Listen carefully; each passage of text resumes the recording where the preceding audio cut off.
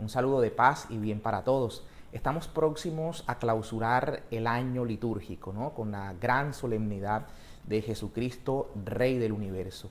La Iglesia, en su sabiduría, en su pedagogía, como madre y maestra que es, nos propone en estos últimos domingos del calendario litúrgico lecturas relacionadas con el final de los tiempos. El domingo pasado reflexionábamos sobre la parábola de las 10 vírgenes.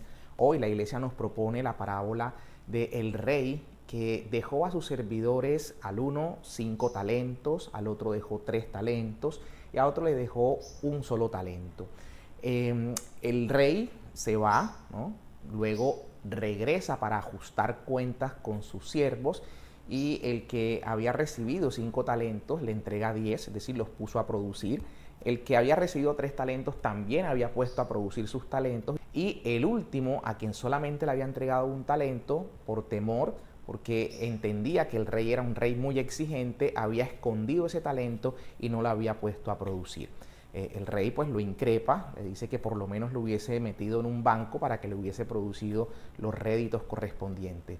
Esta palabra de talento como tal, es justamente la que la Real Academia de la Lengua ha tomado para hablar de las capacidades de la persona, ¿no? De su idoneidad.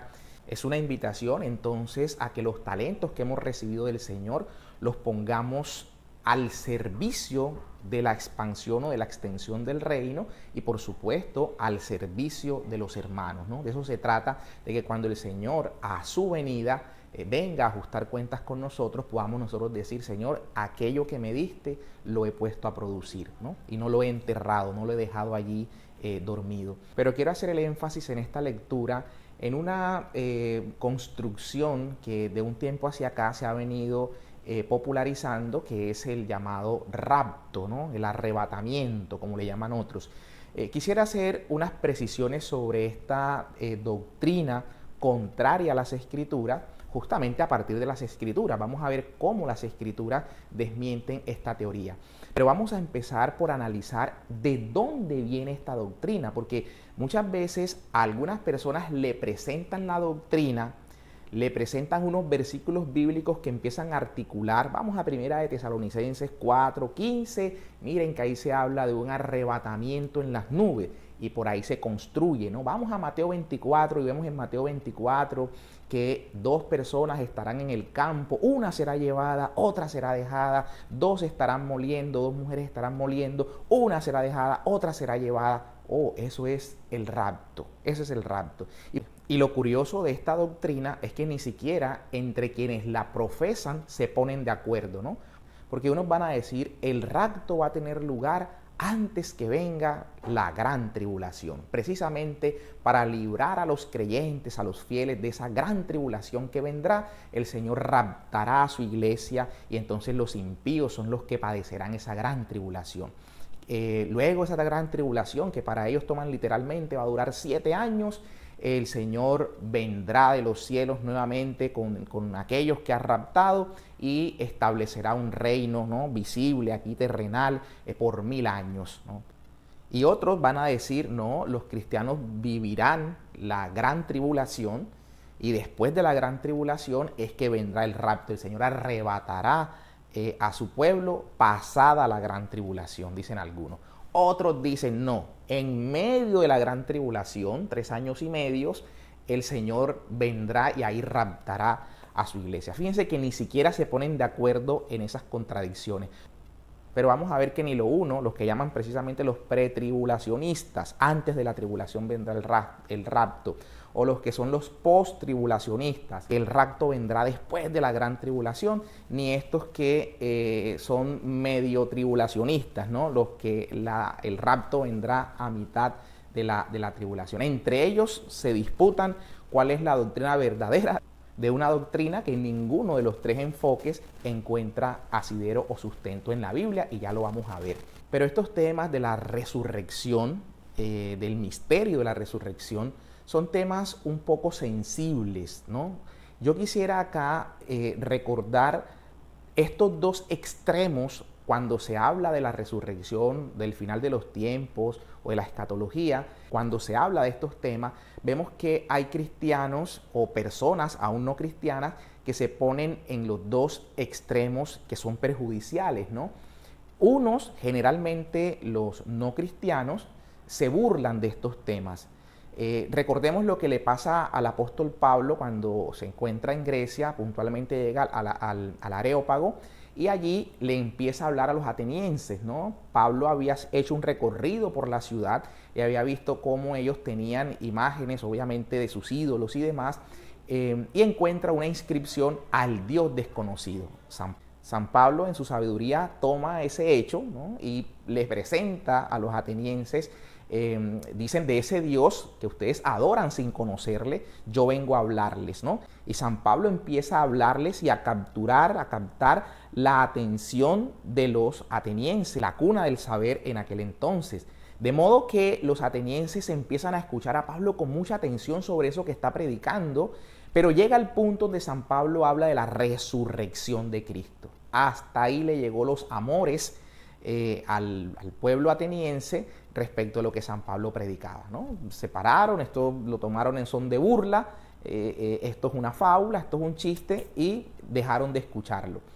Orígenes, un cristiano cerca del año 200, 250, de los cristianos más prominentes que hubo al principio de la iglesia primitiva, va a decir algo muy cierto, va a censurar a los infieles, dice él, a los que no creen, porque estos, cuando oyen hablar de la resurrección, dice Orígenes, como no la entienden, se pronuncian respecto de ella en son de burla, en son de burla. Y eso lo vemos hoy, ¿no?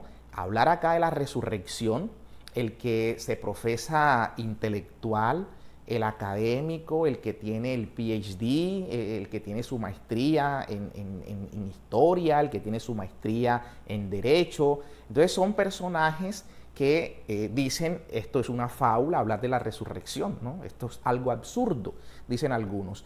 Pero está también el otro extremo, el extremo en el que los cristianos, asumiendo ese afán de la resurrección y ese que Cristo venga pronto, entran en unas imposturas respecto de estas realidades sagradas y lo que hacen es desprestigiar al resto del cristianismo por las fábulas que empiezan a construir sobre el particular. Vamos a ver cómo San Pablo se refiere a la comunidad de Tesalónica, porque de hecho esta es la primera carta que San Pablo escribe cerca del año 50, 51. San Pablo le escribe a los tesalonicenses justamente porque ellos estaban viendo que se decía que Cristo vendría, que Cristo vuelve, que Cristo viene nuevamente, y pasaban los años, algunos morían, y entonces ellos se preguntaban, ¿y qué pasa? ¿Qué pasa con aquel que muera sin estar presente a la venida de Jesucristo? Entonces empezaron esas voces, ¿no? Como algunos también llegaban a pensar, como decía el profeta en el Antiguo Testamento, ¿no? Comamos y bebamos porque mañana moriremos. Entonces no faltaba quien decía, y eso lo vemos hoy entre muchos cristianos, ¿yo para qué sigo estudiando una carrera? ¿Yo para qué hago ahora una maestría? ¿Yo para qué me empeño ahora en un doctorado? ¿Para qué me empeño yo en estas cosas que pueden contribuir al desarrollo de la sociedad? ¿Para qué me empeño si es que Cristo viene pronto? Es que Cristo viene ya y voy a perder el tiempo en empeñarme en algunas cosas útiles de la realidad temporal. Entonces, esas posturas también de los cristianos, y veíamos en aquel entonces, por eso San Pablo muchas veces decía, el que no trabaje, que no coma. Muchos no querían siquiera trabajar porque asumían que la venida de Cristo estaba tan próxima que para qué iban a trabajar si ya Cristo venía, ¿no? En ocasiones, una de las posturas que algunos eruditos piensan, por las que los cristianos incluso vendían todos sus bienes y los ponían a disposición de los apóstoles o de las primeras comunidades, tenía que ver con eso, con el pensar que ya Cristo venía, para que iban a tener bienes, ¿no? Entonces esas posturas también el cristianismo hoy las vemos, que mucha gente atrasa el progreso también de las sociedades por asumir estas posturas fanáticas en torno a poner en fechas que ellos estiman ya esta venida de Jesús. Y el Señor decía claramente, no se dejen engañar, ¿no? Vendrán muchos falsos profetas diciendo que ya el Cristo vino o que Cristo está por venir en tal fecha, como vemos, y ahorita vamos a ver algunos casos puntuales de estos falsos profetas que han pronosticado fallidamente esta segunda venida de Jesús. Dicho lo anterior, aterrizo en el tema puntual de esta doctrina que se han construido del rapto. Vamos a ver de dónde sale esta teoría y luego la confrontaremos con las Escrituras. Pero es bueno conocer las cosas de dónde salen para poder analizarlas con toda la objetividad del caso. Vamos a pensar inicialmente en un personaje llamado John Nelson Darby. John Nelson Darby es, digamos, el impulsor de esta teoría del rapto. No estoy diciendo el fundador, estoy diciendo el impulsor, ¿no? Quien la popularizó. Porque John Nelson Darby va a construir una doctrina que él denomina y que se popularizó, que es la que se conoce como el dispensacionalismo. ¿Okay? Ese dispensacionalismo justamente es el que recoge en su seno, en su fase última, esta teoría del rapto. Eso del dispensacionalismo no es más que una especie de organigrama, llamémosle así, del plan de la salvación. Dios ha administrado su plan salvífico a la humanidad y lo ha venido dispensando, distribuyendo en varias fases, exactamente 7, dice John Darby, ¿no? La primera, que es la fase de la inocencia, donde el hombre no conocía el pecado, Adán y Eva. La segunda fase ya es la fase de la conciencia, el hombre habiendo pecado, ya se dirige por su conciencia, ya sabe qué es lo bueno, qué es lo malo, esto va hasta el diluvio. Una tercera fase que John Darby llama el gobierno del hombre, el gobierno humano, ¿no? Una cuarta fase que John Darby va a llamar la promesa, cuando Dios llama a Abraham de Ur de los Caldeos y hace esta promesa respecto del pueblo escogido, ¿no? de la tierra de la cual Abraham va a ser el padre de esa gran muchedumbre. Una quinta fase que va a ser la fase de la ley, en la que Dios, sacando a su pueblo de la esclavitud de Egipto, pacta con Moisés y entrega las tablas de la ley para que se conduzcan conforme a esas leyes que el Señor ha dado. Una sexta fase que va a ser la fase de la gracia.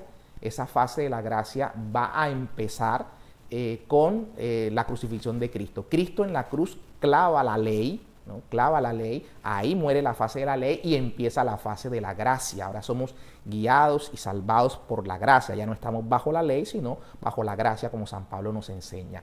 Y una séptima, y aquí es donde va a venir el tema, una séptima fase de la historia que va a ser el mileniarismo o ese reino milenial en el que Cristo va a reinar desde la tierra, en Jerusalén. Desde allí Jesús va a reinar por 1000 años.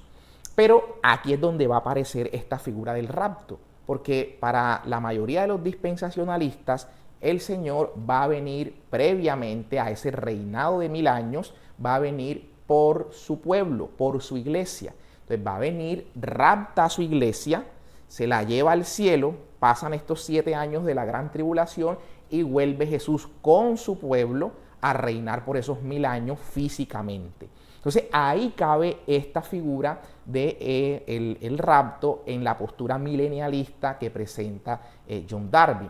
Ahora vamos a ver si esto lo inventa él o de dónde lo construye.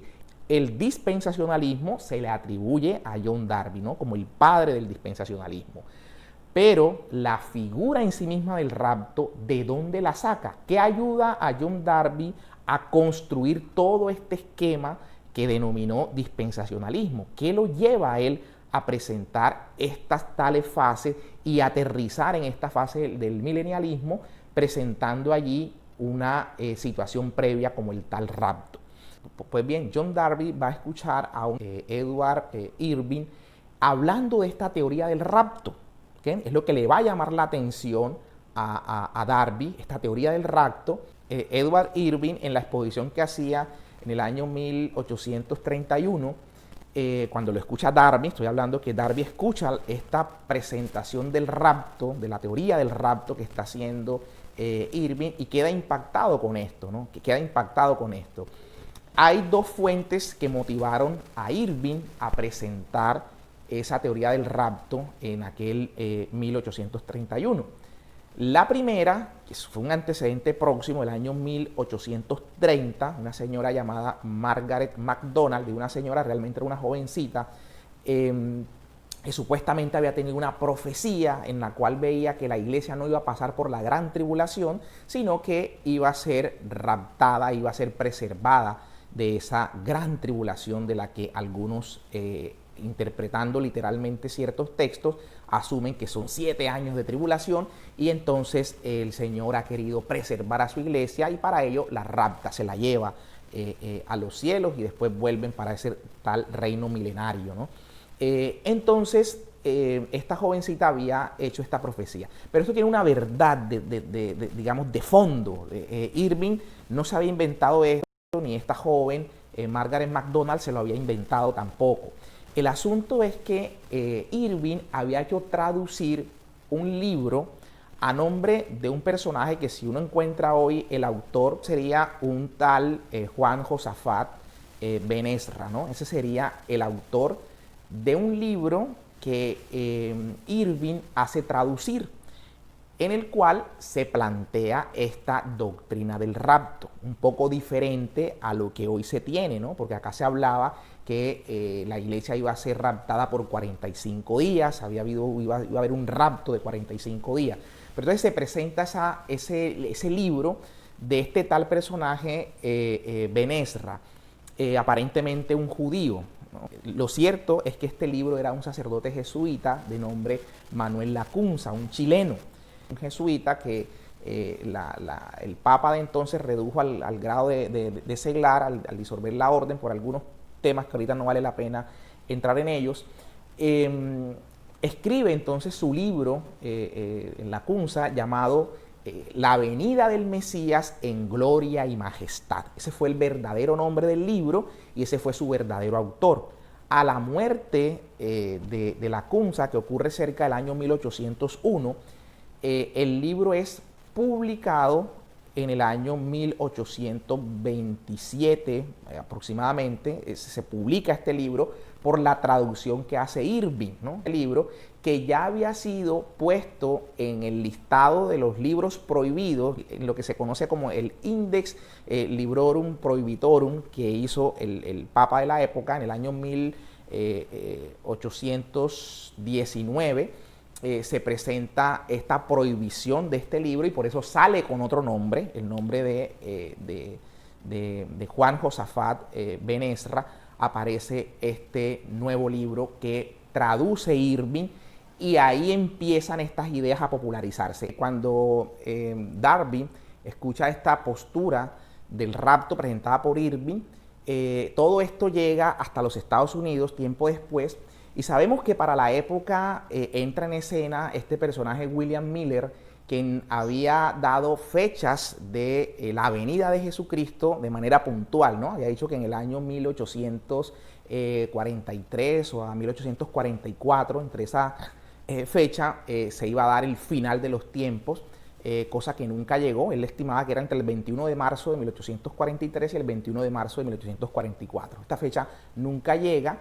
Discípulos de Miller hacen unos ajustes y ponen la fecha como para el 22 de octubre de ese mismo 1844 y vemos que de esto pues hay grandes burlas en la historia sobre gente que se quedó en los techos vestidos de blanco, etc.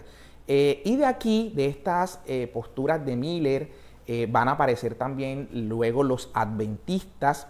Este es el origen de la iglesia adventista, pues estas posturas de advenimiento que se empezaron a dar. Aparecen los estudiantes de la Biblia en cabeza de Charles Taze Russell, fundador de los Testigos de Jehová, quien lleva el récord también dando fechas de la segunda venida, cosa que nunca se dio. Entonces, todo este ambiente de advenimiento de Jesucristo, de la segunda venida del Señor, empieza a darse, ¿no? Empieza a darse, sobre todo en los Estados Unidos, y de allí empezó a bajar a Centroamérica hasta llegar acá a nuestra época, donde todas estas teorías del tal rapto empezaron a popularizarse.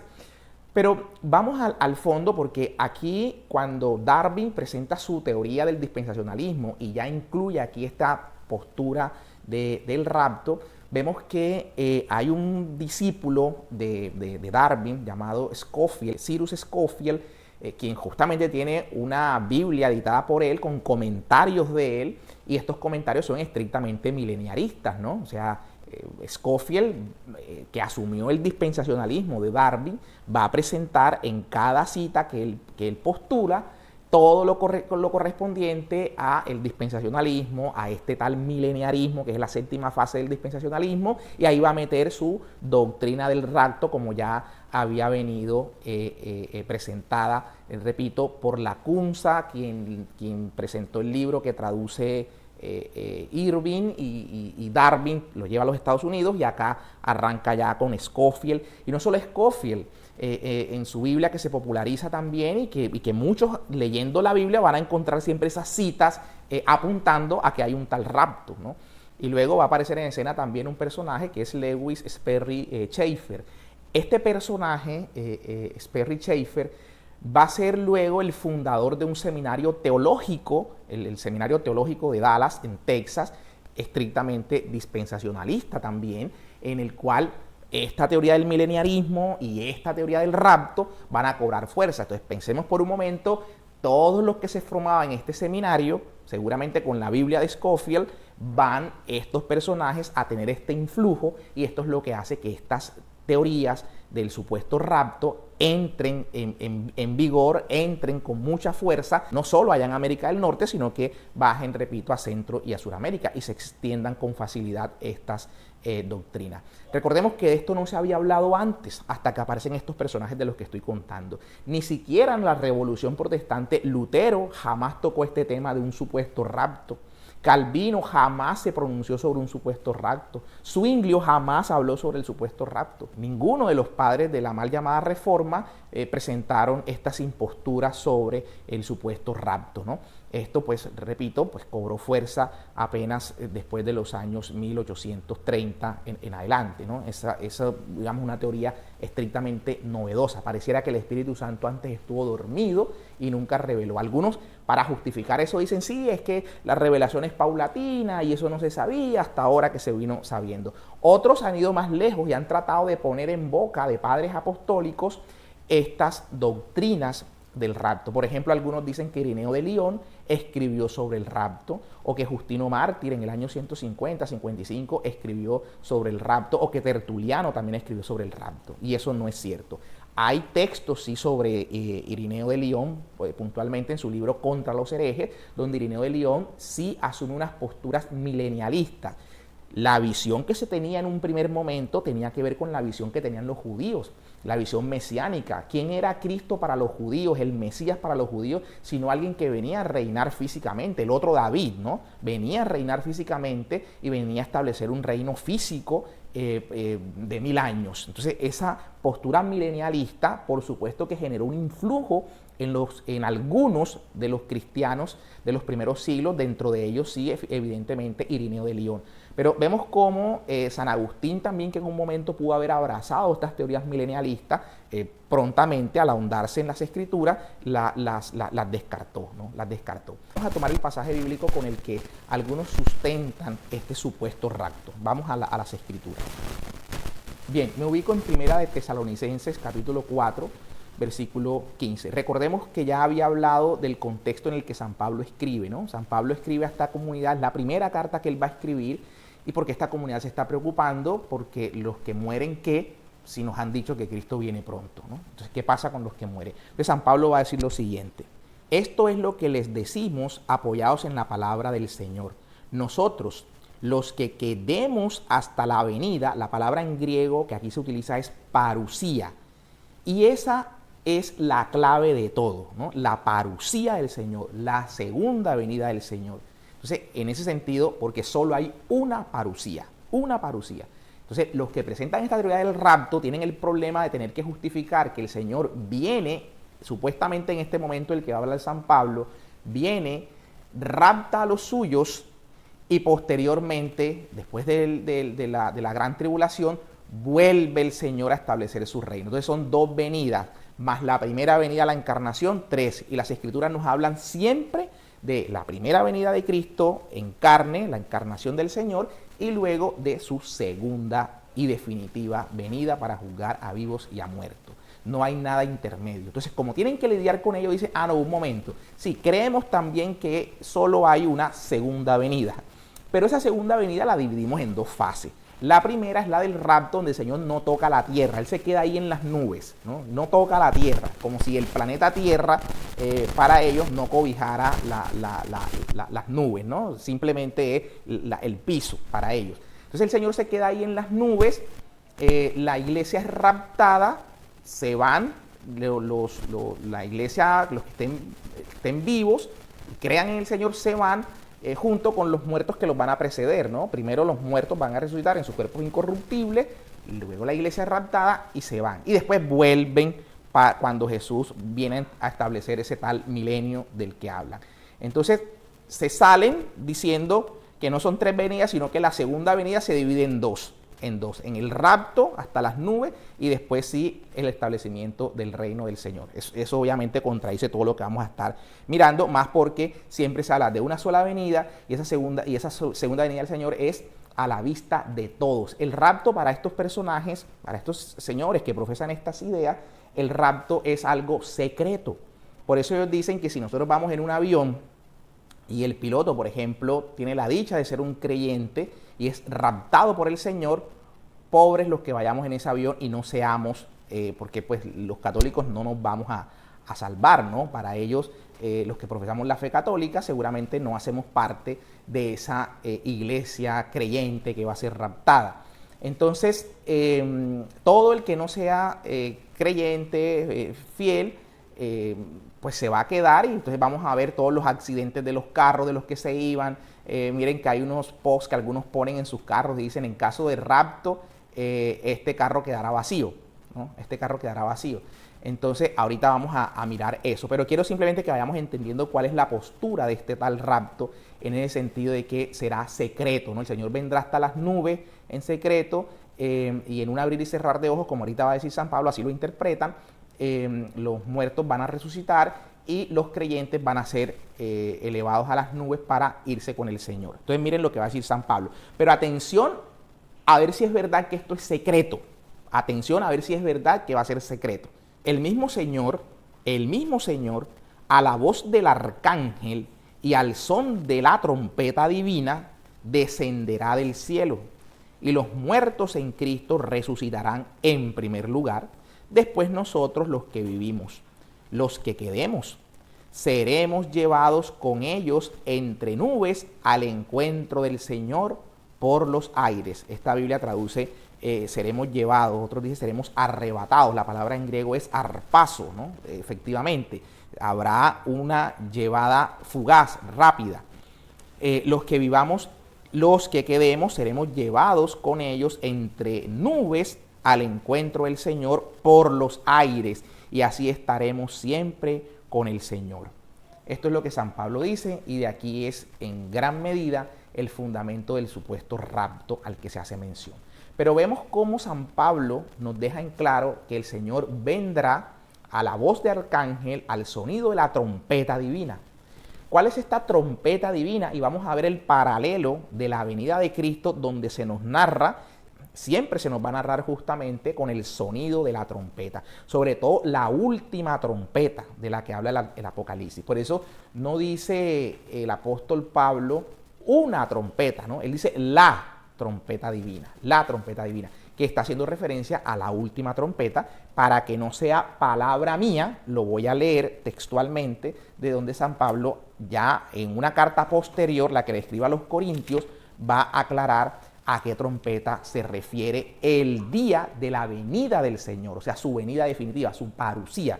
Aquí también quiero aclarar lo siguiente: la palabra parusía griega es tomada de la cultura grecorromana. Lo que ocurría cuando la palabra parusía se utilizaba era la visita de los príncipes, una visita solemne de los príncipes.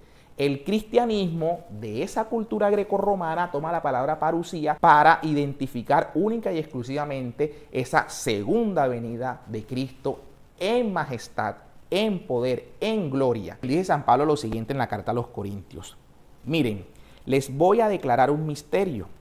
No todos moriremos, pero todos seremos transformados.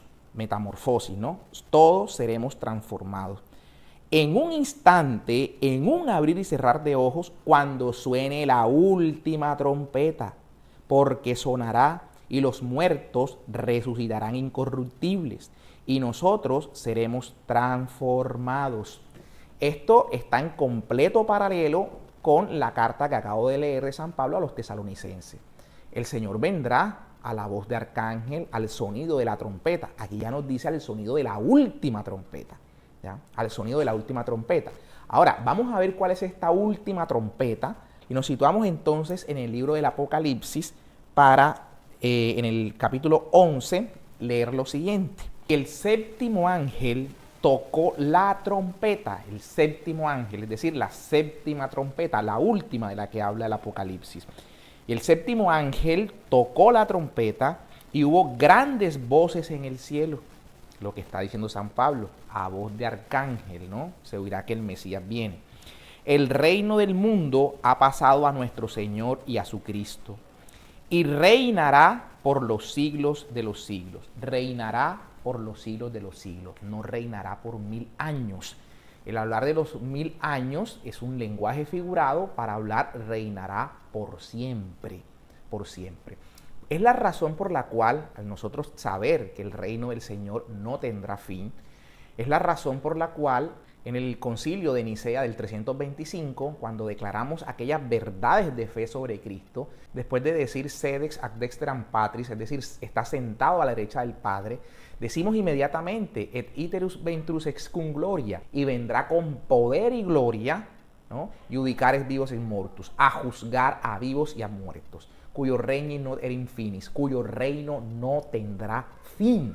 Esas son nuestras proclamas de fe basadas en las Escrituras. El Señor, que después de morir en la cruz, resucitar, asciende al cielo, se sienta a la derecha del Padre y decimos que vendrá de nuevo con poder y gloria, como dice el Apocalipsis, a juzgar a vivos y a muertos. Y su reino no tendrá fin. Su reino no tendrá fin. Entonces, claramente el Apocalipsis nos está diciendo eso. ¿Cuál trompeta? La séptima trompeta, la última trompeta sonará. Ella es de la que nos habla San Pablo en la primera carta a los tesalonicenses, como veíamos, y también en la carta a los corintios, cuando él mismo dice que es la última trompeta la que sonará. El Apocalipsis nos dice que es la séptima, ¿no? La del ángel, el séptimo ángel. Entonces, todo esto está en armonía, todo esto está en paralelo. Asimismo, cuando vemos nosotros en el capítulo 24 de Mateo, pues también vamos a ver lo mismo, que la parusía, la venida del Señor, la única venida del Señor después de su ascensión, la única, ningún rapto, nada intermedio, esa venida del Señor también será visible a los ojos de todos, y audible. Vamos a escuchar lo que dice puntualmente el capítulo 24 de San Mateo. Entonces aparecerá en el cielo el signo del Hijo del Hombre. El signo, dice aquí, ¿no? Algunos entienden que es la cruz, el signo de la cruz, la tau, ¿no? La tau, letra hebrea, que es con la que nos habla Ezequiel, que seremos marcados. La misma que habla el Apocalipsis de que seremos marcados. Más adelante se nos aclara. Entonces aparecerá en el cielo el signo del Hijo del Hombre. Todas las naciones del mundo harán duelo y verán venir al Hijo del Hombre sobre las nubes del cielo con gran poder y gloria. Enviará a sus ángeles con un gran toque de trompeta y reunirán a sus elegidos de los 4 vientos, de un extremo al otro del cielo. Está claro que se nos habla de la parusía del Señor. Nuevamente, la trompeta, los ángeles, todos los pueblos lo verán, todos. Esto va a estar en armonía con el primer capítulo del Apocalipsis también. Pero aquí me quiero detener en algo muy breve. El Señor vendrá ¿a qué? Vendrá a juzgar a los vivos y a los muertos, ¿verdad? Por eso a renglón seguido se nos va a decir que el Señor reunirá de un extremo a los unos y de un extremo a los otros, como el pastor separa a las cabras, ¿no? A las cabritas alocadas que pelean entre sí. Separa a las cabras de los corderos, de sus ovejas. Manso el cordero. Entonces el Señor dice luego que les dirá a algunos: vengan benditos de mi Padre, ¿no? Porque tuve hambre y me dieron de comer, tuve sed y me dieron de beber. Como el mismo San Pablo nos va a decir en la carta a los Corintios, que todos tenemos que comparecer ante el tribunal del Señor para ser retribuidos conforme a nuestras obras. Y tal como nos va a decir el libro del Apocalipsis también en el capítulo 20, que el mar arrojó sus muertos y que todos fuimos juzgados conforme a nuestras obras. Aquello en lo que la iglesia cree, ¿no? Que la salvación es por fe y por obras, un binomio indisoluble, como dice el apóstol Santiago, que la salvación no es solamente por la fe, como también lo dice San Pablo, ¿no? Que si bien no es por las obras de la ley, para que nadie se gloríe, la salvación es por la fe. Pero se nos habilita para toda clase de buenas obras. Por eso dice: todos compareceremos ante el tribunal, el mismo San Pablo, ante el tribunal del Señor, para ser juzgados conforme a nuestras obras, dice San Pablo. Pero bien, ese no es el punto en este momento. Simplemente que el Señor vendrá a juzgar a vivos y a muertos en su parusía, en su segunda venida. Pero fíjense entonces cómo todos los textos, primera de Tesalonicenses, la trompeta, la primera carta a los Corintios, la última trompeta sonará. Ya nos aclara San Pablo, nos precisa.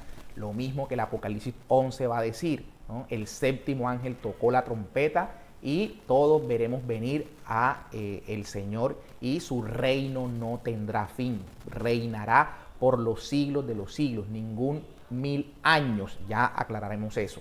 Luego nos dice lo mismo el Evangelio de San Mateo, ¿no?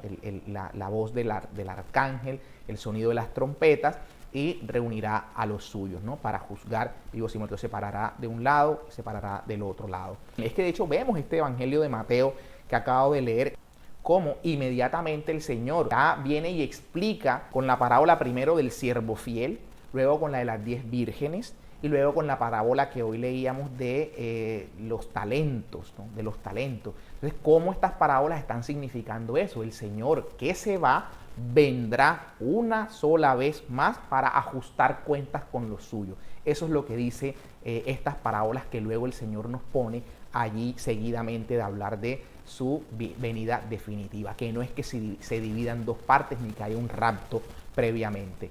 De hecho, hay que ver cómo quieren sacar del contexto de todo este capítulo 24, 25, de todo el discurso escatológico, donde se nos habla única y exclusivamente de la parusía del Señor, de su venida definitiva y única para el juicio universal. De esa venida, se quiere sacar de allí aquellas palabras cuando el Señor dice que estarán dos en el campo, uno será dejado y otro será llevado, o dos mujeres estarán moliendo, una será dejada y otra será llevada. Pues por supuesto que el Señor, dentro del contexto del juicio universal al que se refiere su parusía, si dos personas, por muy parecida que tengan la situación, dos pescadores en una misma lancha, serán juzgados cada uno de acuerdo a su propia fe y a las obras que han brotado de la fe de cada uno de ellos individualmente, por muy similar que parezca la situación. Por tanto, como siempre se ha dicho, un texto fuera de su contexto, pues no es más que un pretexto. Y vamos precisamente a ratificar que esta venida no es ningún rapto secreto, sino que esta venida es visible a los ojos de todos, como acabamos de leer en el Evangelio de Mateo. Todas las razas se lamentarán, ¿no? Como que dice, se darán golpes de pecho todas las naciones, todos los pueblos, ¿no? Y verán claramente. Eso nos lo va a decir el Apocalipsis también. En el capítulo 1, verso 7 va a decir lo siguiente: miren, viene entre las nubes, todo ojo lo verá, todo ojo lo verá, también los que lo traspasaron. Por él se lamentarán todos los pueblos de la tierra. Entonces no hay nada secreto. Podrán decir algunos: es que allí se habla de la segunda venida de Jesús, de la venida definitiva, pero el rapto sí es secreto. No, todos los textos armonizan la trompeta Tesalonicenses, la trompeta primera de Corintios, la trompeta Apocalipsis, la trompeta Mateo que acabo de leer. Todos estos textos están en absoluto paralelo, demostrándonos que se trata única y exclusivamente de la venida definitiva del Señor, su parusía que no la precederá ningún rapto. Más aún, fíjense que los que sustentan esta postura del tal rapto entienden algunos, ¿no? Porque como he dicho, no se ponen de acuerdo entre sí, establecen que el Señor raptará a su iglesia para preservarla de la gran tribulación, dice, de la gran tribulación, entendiendo también la gran tribulación como 7 años fijos, ¿no? De 360 días, 7 años va a durar la gran tribulación. No, el Señor en las Escrituras, cada vez que se habla de tribulación, cerca de 45 veces se utiliza la palabra tribulación en las Escrituras y se emplea esa palabra asociada a los cristianos. Voy a leer simplemente lo que dice el mismo San Pablo a los romanos, ¿no? Cuando San Pablo a los romanos le va a decir lo siguiente: más aún, nos gloriamos hasta en las tribulaciones, sabiendo que la tribulación engendra la paciencia. La paciencia, virtud probada. La virtud probada, esperanza. Y la esperanza no falla, porque el amor de Dios ha sido derramado en nuestros corazones por el Espíritu Santo que nos ha sido dado. Esto más claro no puede ser, ¿no? El apóstol San Pablo claramente establece que los cristianos nos gloriamos aún en las tribulaciones, porque justamente las tribulaciones son motivo de prueba para nuestra virtud. La prueba nos trae la paciencia nos trae la virtud probada, prueba la virtud nuestra. Y precisamente de eso se trata, y no solamente lo dice San Pablo, he dicho cerca de 45 veces en las Escrituras, siempre que se habla de gran tribulación, estamos los cristianos gloriándonos de la tribulación. Recordemos los mártires de los primeros siglos, en la época de Nerón, cerca del año 60, 66, donde precisamente muere el apóstol Pablo decapitado, el apóstol Pedro crucificado boca abajo, tribulaciones que padecieron nuestros hermanos, la persecución de Diocleciano, como también en el año 107 Ignacio de Antioquía, molido por las fieras, los leones se lo comen, ¿no? En las parrillas donde eran los cristianos quemados, ¿no? Quemados como antorchas, también eran quemados los cristianos en las persecuciones de los primeros siglos hasta el año 313 con el edicto de Milán que declaró la libertad también de culto para los cristianos. Entonces las tribulaciones han sido siempre motivo de prueba para los cristianos. Por eso también el Apocalipsis nos habla de eso. ¿Quiénes son esos de las vestiduras blancas? ¿Quiénes? Los mártires, los que han pasado la gran tribulación. Los que han pasado la gran tribulación. Entonces no es que se trate de 7 años. Ahora, no estamos negando que previo a la venida de Cristo la iglesia pasará por un momento de prueba duro, difícil como nunca antes. Y es que no van a ser arrebatados los cristianos para preservarlos de la gran tribulación. Algunos dicen que si aún siendo pecadores el Señor muere por nosotros, ahora cuando somos justificados, ¿no nos librará del día de la ira del Señor? Pues claro, efectivamente Cristo nos libra de la ira de Dios. Por eso claramente nos dice, el que come mi carne y bebe mi sangre, yo lo resucitaré el último día, como algunos le llaman el día de la ira, el día de la ira. Pero no podemos decir que es que esta gran tribulación, los cristianos vamos a ser apartados de ella. No, los cristianos vamos a ser precisamente ahí probados. Por eso nos hablaba el texto de Mateo 24, el que persevere hasta el final se salvará. Y claramente nos dice qué es lo que pasará esos días, cómo el amor de los hombres se enfriará, ¿no? Cómo se enfriará, cómo vendrán tantos falsos maestros. Y todo eso es lo que vamos a pasar, que ya se está viendo, por supuesto, los tantos falsos maestros. Y sabemos que en esta tribulación se desatará el misterio de la iniquidad, de lo que hablan algunos que puntualmente dicen el anticristo. Entonces, no, qué chévere, ¿no? Somos raptados y el anticristo, ¿a quién va a atacar? ¿A quién va a atacar? ¿No? O sea, el anticristo va a quedarse atacando a los no creyentes. No.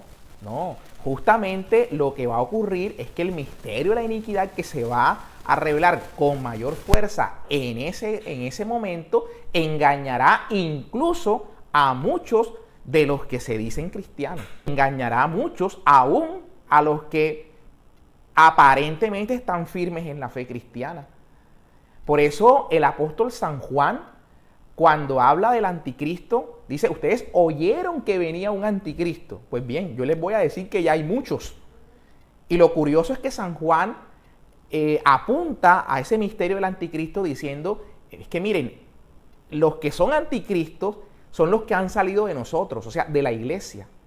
Dice claramente San Juan en su primera carta, en el capítulo 2, verso 19. Salieron de entre nosotros, pero no eran de los nuestros. Si hubiesen sido de los nuestros, hubiesen permanecido con nosotros. Hubiesen permanecido con nosotros.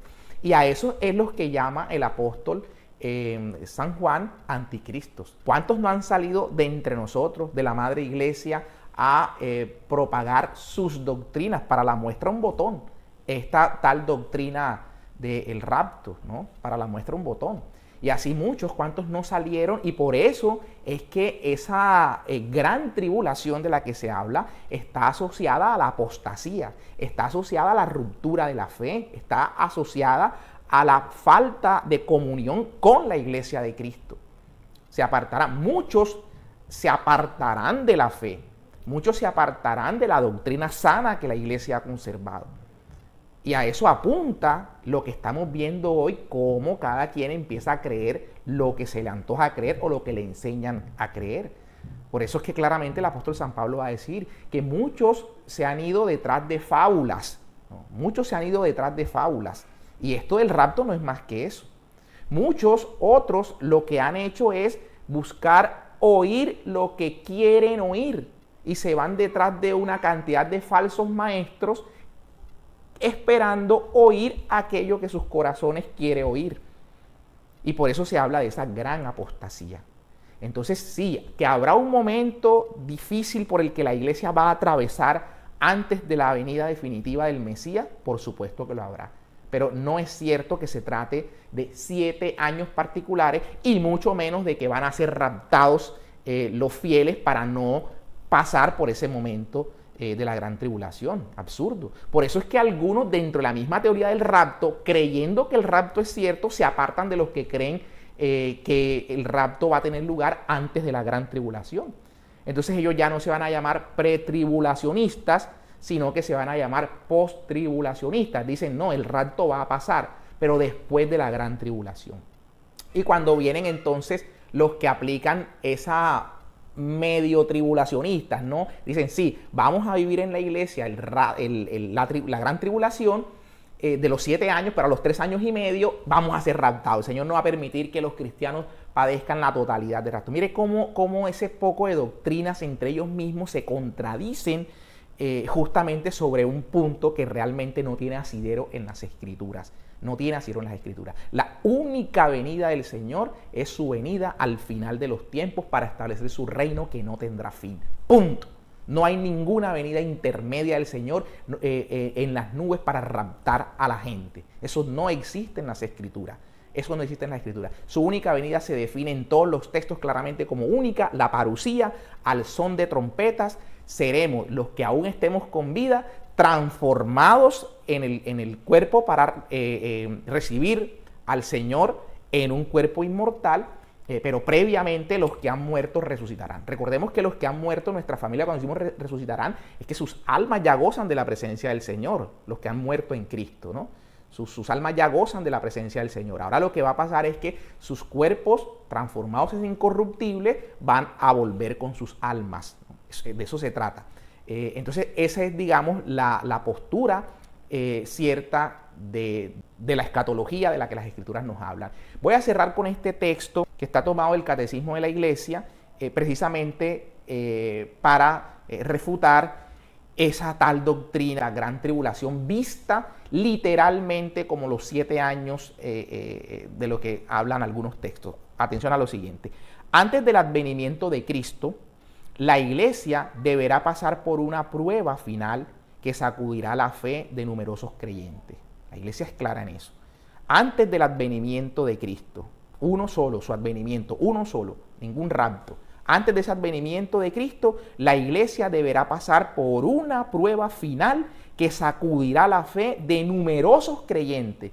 Por eso es que a veces creemos que la iglesia se va a reducir al máximo, se va a reducir al máximo. Entonces, este fundamento la iglesia lo tiene en el Evangelio de Lucas 18:8, en Mateo 24:12.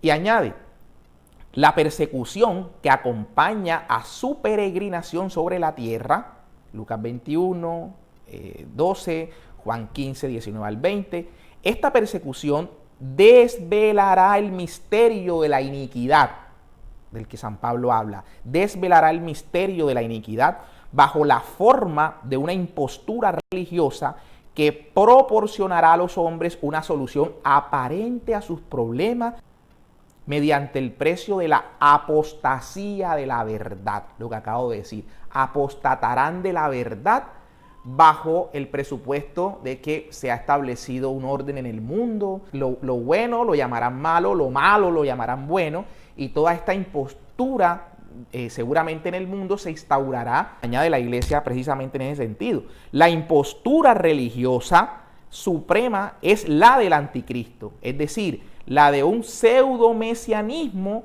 en que el hombre se glorifica a sí mismo colocándose en el lugar de Dios y de su Mesías venido en la carne. Fundamento de esto, 2 Tesalonicenses 2, del 4 al 12, 1 Tesalonicenses 5, del 2 al 3, 2 de Juan 7, 1 de Juan 2, del 18 al 22. Entonces la Iglesia está clara en ese sentido.